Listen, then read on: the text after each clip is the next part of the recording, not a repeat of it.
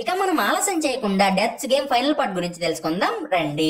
Part ending లో an బాడీలోకి వెళ్లిన చోయి తేవుని చంపడానికి ట్రై చేస్తూ ఉంటాడు కదా.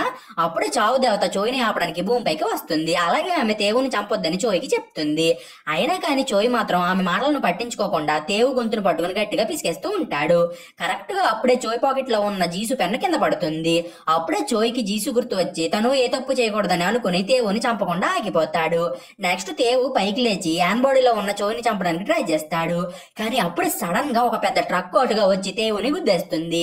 ఆ యాక్సిడెంట్ లో తేవు 2 కాళ్ళు కూడా పోతాయి. దాంతోనే మనోడు పూర్తిగా మంచానికే పరిమితం అయిపోతాడు.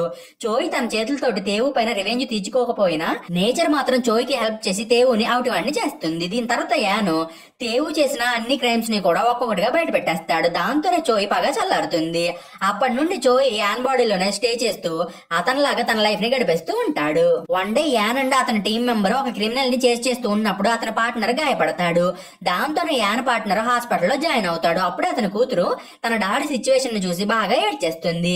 అలాగే అతని భార్య కూడా తన హస్బెండ్ ని చూసి బాధపడుతుంది. ఇప్పుడు చోయి ఆ ఫ్యామిలీని చూసి నేను కూడా సూసైడ్ చేసుకుని ఉండకపోతే నన్ను కూడా కేరింగ్ తో చూసుకునే ఫ్యామిలీ మెంబర్స్ ఉండేవాళ్ళేమోనని చోయి అనుకుంటాడు. నెక్స్ట్ యాన్ తన పార్ట్నర్ కూతురుని బయటికి తీసుకెళ్లి నువ్వు ఏమీ భయపడకు, మీ నాన్నకి ఏమీ కాదు, ఒకవేళ మీ నాన్న ప్రమాదంలో పడితే అతన్ని నేను ఖచ్చితంగా సేవ్ చేస్తానని ఆమెకు మాటిస్తాడు. కొన్ని రోజుల తర్వాత యాన్ అండ్ అతని పార్ట్నర్ మళ్ళీ ఇంకో క్రిమినల్ ని చేసుకుంటూ వెళ్ళినప్పుడు యాన్ పార్ట్నర్ మళ్ళీ ప్రమాదంలో పడతాడు. అప్పుడే యాన్ తన పార్ట్నర్ ని సేవ్ చేయడానికి ఆ క్రిమినల్ తోటి ఫైట్ చేసి తర్వాత ఒక బిల్డింగ్ పై నుండి కింద పడి చనిపోతాడు. ఇప్పుడు యాన్ బాడీలో ఉన్న చోయి తన స్వార్థం కోసం కాకుండా ఒక వ్యక్తి ప్రాణాలని కాపాడడం కోసం చనిపోయాడు కాబట్టి ఆ చావు దేవత తనని మెచ్చుకుంటుందని చోయి అనుకుంటాడు. కానీ చోయి ఆ చావు దేవత దగ్గరికి వెళ్ళగానే ఆమె అయినా నువ్వు ఎవర్రా ఒక వ్యక్తిని చంపడానికి అంటూ చోయి పైన సీరియస్ అవుతుంది. దీని తర్వాత ఆమె చాలా కోప్పడి చోయిని మళ్ళీ షూట్ చేస్తుంది. అప్పుడే చోయి ఒక అడుక్కునేవాడి బాడీలోకి వెళ్తాడు. అదే టైంలో యాన్ అంత్యక్రియలు జరుగుతూ ఉంటాయి. అది తెలిసి అడుక్కునేవాడు ఆ అంత్యక్రియలు జరిగే ప్లేస్ కి వెళ్లి బహుశా నా అంత్యక్రియలని నా కళ్ళతోటి స్వయంగా చూసుకున్న వ్యక్తిని నేనే అని అనుకుంటాడు. యాన్ చనిపోయిన తర్వాత అతని అంత్యక్రియల కోసం పోలీసు ఫోర్సు అండ్ ఆ దేశపు ప్రైమ్ మినిస్టర్ కూడా వస్తారు. చోయి ఒక పెద్ద త్యాగం చేసి యాన్ రేంజ్ నే మార్చి పడేస్తాడు. ఇప్పుడు అందరూ కూడా యాన్ ని పొగుడుతూ ఉండడం చూసిన చోయి తను చేసిన పనిని తలుచుకుని చాలా గర్వపడతాడు. అలాగే అతను ఆ ప్లేస్ లో యాన్ పార్ట్నర్ కూతుర్ని చూసి ఆమె ఏడుస్తూ ఉందని చెప్పి ఆమెను ఓదార్చడానికి ఆమె దగ్గరికి వెళ్ళడానికి ట్రై చేస్తాడు. కానీ తన వాలకం చూసి ఆ పిల్ల బాగా భయపడిపోతుంది. అదే టైంలో యాన్ పార్ట్నర్ తన కారణంగానే యాన్ చనిపోయాడని చెప్పి చాలా బాధపడి ఏడ్చేస్తూ ఉంటాడు. అది చూసి చోయి అతని దగ్గరికి వెళ్లి నువ్వు ఏమీ బాధపడకు, యాన్ నీ కోసం సంతోషంగానే తన ప్రాణాలను వదిలేసి ఉంటాడులే అని చెప్పి అతన్ని ఓదార్చడానికి ట్రై చేస్తాడు. కానీ అతను మాత్రం చోయి మాటలను విని అయినా నువ్వెవర్రా యాన్ గురించి అలా మాట్లాడడానికి అంటూ చోయి పైన కోప్పడతాడు. అది విని చోయి అసలు నిజానికి నేను ఎవరిని, చోయినా, జింతేనా, సాంగ్నా, చోనా, జాంగ్నా, చంగ్నా లేక చిన్నపిల్లన్నా, ఇంతకీ నేను ఎవరిని అని అనుకుంటూ ఉంటాడు. చోయి ఇప్పటి వరకు 10 మంది జీవితాలను జీవించి ఉంటాడు. ఇంతకీ వాళ్ళలో ఇతను ఎవరు, వాళ్ళ జీవితాలను ఇతను ఏ విధంగా డిసైడ్ చేస్తాడు? అయినా ఇతను వాళ్ళ బాడీలో ఒక గెస్ట్ మాత్రమే కాబట్టి ఇతనికి వాళ్ళు చేసే పనులు కరెక్టా రాంగ్ అని చెప్పడానికి హక్కు లేదు. అయినా సరే ఇతను ఆ 10 మంది జీవితాలకి సంబంధించిన డిసిషన్స్ ని తీసుకుంటాడు. కానీ ఇతను ఏ ఒక్కరి జీవితంలో కూడా సరైన డిసిషన్స్ ని తీసుకోలేకపోతాడు. చోయి ఒక చిన్న యాక్సిడెంట్ కారణంగా ఇంటర్వ్యూ ఫెయిల్ అయ్యి తన లైఫ్ ని స్పాయిల్ చేసుకుంటాడు. అలాగే అన్న చెల్లెలను చూసి వాళ్ళపైన అనుమాన పడతాడు. అనవసరంగా జీసుకి బ్రేకప్ చెప్పి ఆమెను దూరం చేసుకుంటాడు. ఒక చిన్న జాబ్ లో ఫెయిల్ అయిన వెంటనే తన స్వార్థం కోసం ఎవరి కోసం ఆలోచించకుండా సూసైడ్ చేసుకుని చనిపోతాడు. తన లైఫ్ ని సరైన మార్గంలో పెట్టుకోలేని చోయి 10 మంది బాడీస్ లోకి వెళ్లి వాళ్ళ జీవితాలను చేంజ్ చేయడానికి ట్రై చేస్తాడు. కానీ ఇతను తీసుకున్నవన్నీ కూడా రాంగ్ డిసిజన్స్ అవడం తోటి వాళ్ళందరూ కూడా చనిపోతారు. ఇప్పుడు ముస్టోడ్ బాడీలో ఉన్న చోయి వాటన్నిటి గురించి ఆలోచిస్తూ అనుకోకుండా మెట్లపై నుండి కింద పడి తల పగిలి మరీ చనిపోతాడు. దాంతో వెంటనే చోయి మళ్ళీ ఆ చావు దేవత దగ్గరికి వెళ్తాడు. ఇప్పుడు చోయికి ఒక విషయం మాత్రం అర్థమవుతుంది. అది ఏంటంటే చోయి 10 మంది బాడీస్ లోకి వెళ్ళాడు కదా, కానీ ఇతను వాళ్ళెవరి జీవితాలని కూడా తను అనుకున్న విధంగా మార్చలేకపోతాడు. యాక్చువల్ గా చోయికి ఎవరి జీవితాలని మార్చవలసిన అవసరమే లేదు. సో దాంతోనే చోయి నేను ఇంకో 2 సార్లు చనిపోతే ఈ చావు దేవత నన్ను నరకానికి పంపించేస్తుంది. అప్పుడు అక్కడ ఉన్న వాళ్ళు నన్ను ఎంత టార్చర్ చేసినా పర్లేదని అనుకుని ఆ చావు దేవతతోటి తనని షూట్ షూట్ చేయమని అడుగుతాడు. అప్పుడే ఆమె కూడా చోయిని షూట్ చేసి పడేస్తుంది. అప్పుడే చోయి ఒక ఆఫీస్ వర్కర్ బాడీలోకి ఎంటర్ అవుతాడు. చోయి తన లైఫ్ ఎలా ఉండాలి అని అనుకుంటాడో ఇతని లైఫ్ కూడా ఎగ్జాక్ట్ గా అలాగే ఉంటుంది. ఈ వ్యక్తి కాలేజ్ కంప్లీట్ అయిన వెంటనే ఒక మంచి జాబ్ ని కొట్టి పెళ్లి చేసుకుంటాడు. అలాగే ఇతను ఒక పిల్లని కూడా కానీ తన లైఫ్ ని సంతోషంగా గడిపేస్తూ ఉంటాడు. కానీ వన్ డే ఇతను పనిచేసే కంపెనీ వాళ్ళు ఇతన్ని జాబ్ లో నుండి పీకేస్తారు. ఇతనికి జాబ్ పోగానే ఇతని భార్య ఇతనికి డివోర్స్ ఇచ్చేస్తుంది. ప్రస్తుతం ఇతని దగ్గర డబ్బు ఉండదు, భార్య పిల్లలు ఉండరు, అలాగే ఇతనికి సొసైటీలో మర్యాద కూడా ఉండదు. సో దాంతో ఈ వ్యక్తి బాగా డిప్రెషన్ లోకి వెళ్లి సూసైడ్ చేసుకుని చనిపోవాలని అనుకుంటాడు. కరెక్ట్ గా అప్పుడే చోయి అతని బాడీలోకి వస్తాడు. ఇప్పుడు చోయికి కూడా అసలు బ్రతకాలి అనే కోరికే ఉండదు. సో దాంతో ఇతను ఇప్పుడు కనుక తను చనిపోతే తనకి ఇంకొక ఛాన్స్ మాత్రమే ఉంటుందని, తర్వాత తను నరకానికి వెళ్లి తన శిక్షణ అనుభవించొచ్చని అనుకుని పరిగెత్తుకుంటూ రోడ్డు మధ్యలోకి వెళ్తాడు. అప్పుడే తేవు కారులో వచ్చి ఇతన్ని గుద్దేస్తాడు. దాంతో ఇతని బాడీ గాల్లోకి ఎగురుకుంటూ వెళ్లి చోయి ముందు పడుతుంది. యాక్చువల్ గా ఈ యాక్సిడెంట్ లో చనిపోయిన వ్యక్తి కారణంగానే చోయి ఇంటర్వ్యూలో ఫెయిల్ అవుతాడు. ఇంకా అర్థమయ్యేలాగా చెప్పాలంటే 7 years బ్యాక్ చోయి ఇంటర్వ్యూ కోసం వెళ్తూ ఉన్నప్పుడు ఒక వ్యక్తి బాడీ ఇతను ముందుకు వచ్చి పడుతుంది కదా, ఆ వ్యక్తి ఇతనే. అంటే చోయే తన జీవితాన్ని నాశనం చేసుకున్నాడు అనమాట.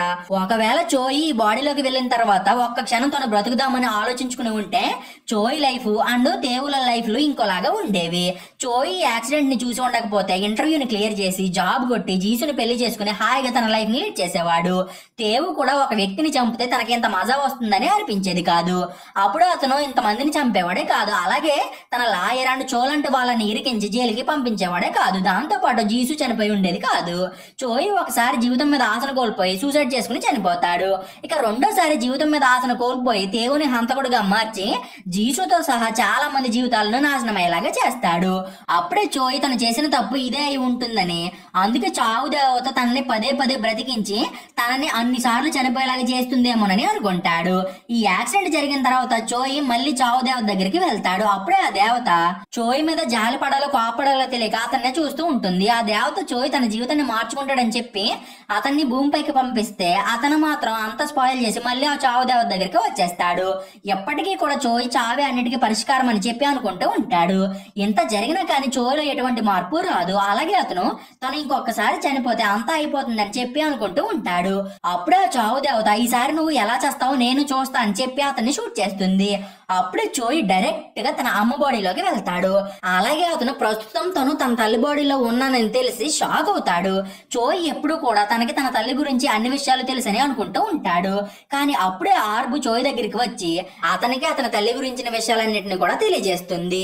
చోయి తల్లి ఎన్నో ఆశలతోటి పెరుగుతుంది. అలాగే ఆమె ఒకరిని ప్రేమించి అతన్ని పెళ్లి చేసుకుని అతనితో ఒక బిడ్డని కంటుంది. దీని తర్వాత ఆమె తన ఆశలన్నింటినీ కూడా వదిలేసుకుని తనకి తన భర్త కొడుకు ఉన్నారని చెప్పి వాళ్ళ తన సర్వస్వం అని బ్రతికేస్తూ ఉంటుంది. కానీ ఆమెకి ఆ సంతోషం ఎక్కువ కాలం ఉండదు. పెళ్ళైన కొన్ని సంవత్సరాలకే చోయి డాడీ చనిపోతాడు. దాంతో కొడుకు బాధ్యత చోయి మామ మీద పడుతుంది. ఇన్ని రోజులు ఎంతో హాయిగా జీవించిన చోయి తల్లి తన కొడుకు కోసం జాబ్ చేస్తుంది. ఆమె డైలీ జాబ్ చేయడం, ఇంటికి వచ్చి కొడుకుని చూసుకోవడం, అలాగే చోయికి అన్ని తానే అయ్యి అతన్ని ఎంతో ప్రేమగా పెంచుకుంటుంది. కొన్ని రోజుల తర్వాత చోయి మాము జాబు ఊడిపోతుంది. అయినా కానీ ఆమె భయపడి సూసైడ్ చేసుకోకుండా ఏదో ఒక పనిని చేస్తూ బ్రతుకుతుంది. ఆమె తన కోసం కాకుండా తన కొడుక్కి ఏ కష్టం రాకూడదని చెప్పి అతని కోసమే బ్రతుకుతుంది. ఆమె చిన్న చిన్న జాబ్స్ లైక్ ఓడవడం, క్లీనింగ్ చేయడం, అంట్లు తోమడం లాంటివి చేసి డబ్బుల్ని సంపాదించి తన కొడుకు కడుపుని నింపుతుంది. అలాగే ఆమె తన కొడుకు పెరిగి పెద్దవాడయ్యి పెళ్లి చేసుకుంటే అతను తనలాగా ఏమీ లేకుండా ఉండకూడదని చెప్పి అతని కోసం కొంత మనీని సేవ్ చేసి పెడుతుంది. చోయికి జాబ్ రాలేదని చెప్పి అతను బాధపడుతూ ఉంటే ఈమె చోయిని ఎప్పటికప్పుడు ఓదరుస్తూ ఉంటుంది. చోయి మామకి జబ్బు చేసి ఆమె హాస్పిటల్ అడ్మిట్ అయినా గానీ ఆమె తన రోగం గురించి చోయికి చెప్పదు. ఒకవేళ తను కనుక తన జబ్బు గురించి చోయికి చెప్తే అతను డిస్టర్బ్ అయ్యి బాధపడతాడని చెప్పి తన కష్టాలన్నింటినీ కూడా తనలోనే దాచేసుకుంటుంది. ఈమె ఇన్ని చేసినా కానీ చోయి ఈమె గురించి ఒక్క క్షణం కూడా ఆలోచించకుండా లైఫ్ లో తన పడిన కష్టాలు ఎవరు కూడా పడలేరని ఫీల్ అయ్యి సూసైడ్ చేసుకుని చనిపోతాడు. చోయి చనిపోయాడని తెలియగానే అతను మామ తన జీవితం పైన ఆశను కోల్పోయి కళ్ళు తిరిగి పడిపోతుంది. ఆమె ఎప్పుడూ కూడా తన కొడుకు తనకంటే ముందే చనిపోయి తనని వదిలేసి వెళ్లిపోతాడని కళ్ళలో కూడా ఊహించి ఉండదు. అలాగే ఆమె నా కొడుకు చనిపోయే ముందు అతనికి నేను గుర్తు రాలేదా, అయినా నేను ఏం తప్పు చేశానని చోయి నాతో ఒక్క మాట కూడా చెప్పకుండా చనిపోయాడు. చోయి నా కడుపున పుట్టి తప్పు చేశాడేమో, అసలు నేను చోయికి ఏమీ ఇవ్వలేకపోయాను. అతను నా కడుపును కాకుండా ఇంకెవరి కడుపున అయినా పుట్టి ఉంటే అతని జీవితం చాలా హాయిగా ఉండేది. కనీసం అతను కష్టాలు వచ్చినా కూడా బ్రతికి ఉండేవాడు. నా కొడుకు చావుకి కారణం నేనే అని అనుకుంటూ తనని తను బ్లేమ్ చేసుకుని బ్రతుకుతూ ఉంటుంది. అలాగే ఆమె చోయ్ జాంగ్గా ఉన్నప్పుడు ఆమె ఇంట్లో పెట్టిన డబ్బుని తీసుకోకుండా దాన్ని పోలీసులకి ఇచ్చేస్తుంది. దీని తర్వాత ఆమె నేను ఏ జన్మలో ఏ పాపం చేసి ఉంటానో అందుకే నా కొడుకు నాకు కాకుండా దూరం అయిపోయాడు. ఇప్పుడు నేను మళ్ళీ ఈ డబ్బు ఎవరిదో తెలియకుండా దీనిపైన ఆశపడి ఇంకో పాపం చేయలేనని చెప్పి ఆ డబ్బుని పోలీసులకి ఇచ్చేసి తను ఒక జీవోత్సవం లాగా బ్రతుకుతూ ఉంటుంది. ఇప్పుడు తన తల్లి గురించి తెలిసిన వెంటనే చోయ్కి తను చేసిన తప్పేంటో అర్థమవుతుంది. చోయ్ ఇన్నిసార్లు బ్రతికినా కానీ అతను తన తల్లిని ఒక్కసారి కూడా చూడడు, ఆమెతో మాట్లాడు, కనీసం ఆమెను తలుచుకొని కూడా తలుచుకోడు. అతను కేవలం జీసును కాపాడి ఆమెను పెళ్లి చేసుకుని ఆమెతో తన లైఫ్ ని హ్యాపీగా గడపాలని అనుకుంటూ ఎప్పుడూ కూడా జీసు కోసమే ఆలోచిస్తూ ఉంటాడు. కానీ చోయ్ తల్లి మాత్రం చోయ్ కోసం తన జీవితాన్ని త్యాగం చేస్తుంది. ఆమె అనుకుని ఉంటే చోయ్కి ఇంత విషం ఇచ్చి అతన్ని చంపేయొచ్చు, లేదా అతన్ని అనాథాశ్రమంలోనూ జాయిన్ చేసేసి ఇంకో పెళ్లి చేసుకుని ఆమె లైఫ్ ని హ్యాపీగా గడిపేసి ఉండొచ్చు. కానీ ఆమె మాత్రం చోయ్ కోసమే బ్రతుకుతూ అతనే తన లోకమని అనుకుంటూ ఉంటుంది. ఇప్పుడు చోయ్కి ఇదంతా తెలిసిన తర్వాత అతను ఇంత గొప్ప తల్లిని నేను ఎందుకని పట్టించుకోలేదు, నేను నా స్వార్థం కోసం అమ్మని ఒంటరిదాన్ని చేసి ఆమెకు దూరం అయిపోయాను, నేను చేసిన పాపం క్షమించలేనిది, కాబట్టి నేను చేసిన పాపానికి నాకు శిక్ష పడి తీరాల్సిందే, నేను జీవితాంతం ఈ బాధని అనుభవించాల్సిందే అని అనుకుంటాడు. అప్పటి నుండి చోయ్ తన తల్లి బాడీలోనే ఆమె ఎలా అయితే బ్రతికిందో అలానే బ్రతుకుతూ ఉంటాడు. చోయ్ తనకి మోకాళ్ళు నొప్పులు వచ్చినా కానీ పని మానకుండా డైలీ తన పనిని చేయడానికి వెళ్తూ ఉంటాడు. అలాగే డైలీ తన సమాధి దగ్గరికి వెళ్ళి అమ్మ నాకు ఇంకో జన్మంటూ ఉంటే నేను మళ్ళీ నీ కడుపులోనే పుడతాను, దయచేసి నువ్వు ఇంకొక ఛాన్స్ నాకు ఇవ్వని అనుకుంటూ తన తల్లిని తలుచుకుని బాధపడతాడు. చోయ్ ఒకసారి తనకి జాబ్ వస్తే తన మామ్ ని ఆమె ఫేవరెట్ ప్లేస్ కి తీసుకెళ్తానని ప్రామిస్ చేస్తాడు. అప్పుడే ఆమె నేను నా మోకాళ్ళ నొప్పులతో అక్కడికి రావాలని చోయ్కి చెప్తుంది. అది విని చోయ్ నువ్వు ఏం కంగారు పడుకు, నేను కావాలంటే నా భుజాల పైన మోసుకెళ్తాను తన మామ్ తోటి అంటాడు. కానీ చోయ్ అవన్నీ మర్చిపోయి తనకి వచ్చిన కష్టాలను భరించలేక సూసైడ్ చేసుకుని చనిపోతాడు. సో అందుకే చోయ్ తన మామకి ఇచ్చిన మాటను నిలబెట్టుకోవాలని చెప్పి తన మామ బాడీలో ఆ ప్లేస్ కి వెళ్తాడు. కానీ తన మామ బాడీలో ఉన్న చోయ్ తిరిగి వస్తూ ఉన్నప్పుడు కాలు జారి కింద పడిపోతాడు. అప్పుడే చోయ్ అమ్మ నువ్వు ఇక్కడ చనిపోక అమ్మ, నువ్వు ఎలా అయినా సరే బ్రతికి తీరాలని చెప్పి తన మామ్ ని బ్రతికించుకుంటాడు. అలాగే అతను తన మామకి ఏం కాకుండా చూసుకుంటూ ఇంకో 32 years ఆమె బాడీలోనే బ్రతుకుతాడు. ఆ తర్వాత చోయ్ మామ ఫైనల్ గా చనిపోతుంది. దాంతో చోయ్ మళ్ళీ ఆ చావు దేవత దగ్గరికి వెళ్తాడు.